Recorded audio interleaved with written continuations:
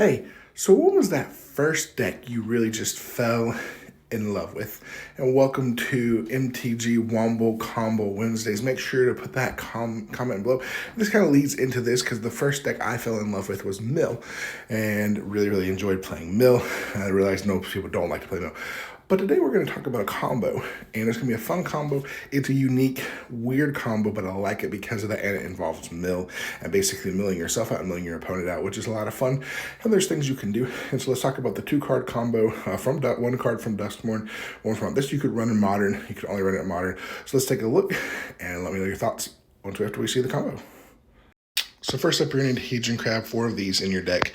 And whenever land is about to field under your control, target player puts the top 3 cards of his or her library into their graveyard. This is important because you want to be able to mill yourself, but also mill your opponent.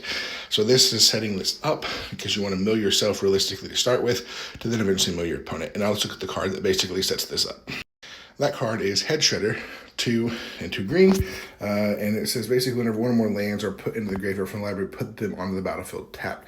So this is going to basically get a ton of landfall triggers. Now for this deck to work, you pretty much have to run like a 40 lands in the deck of a 60 card deck. So 40 out of 60 are lands is what you kind of need for the math to work on this. You could run a fewer, you may have to run more.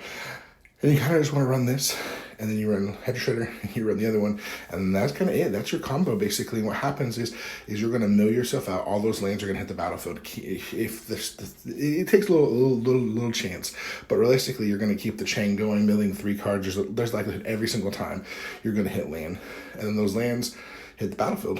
When they hit the battlefield, guess what? You then trigger again. You're doing enough to mill yourself out. You don't lose to milling yourself out. The only way you lose if your opponent makes you draw a card. And then you can turn and have enough triggers. I think it's like 17 triggers is what the person said. They did the math. I read this combo and I liked it. But basically, you can do that.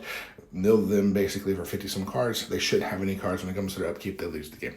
You could also in turn run a couple cards that let you win the game for having nothing in your library if you go to draw a card.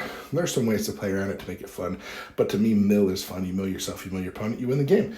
So while it's not probably going to be tournament heavy because it is a little slow and it's very dead turn removal counterspell kind of thing, you may be able to get off one time and the next time it ain't happening.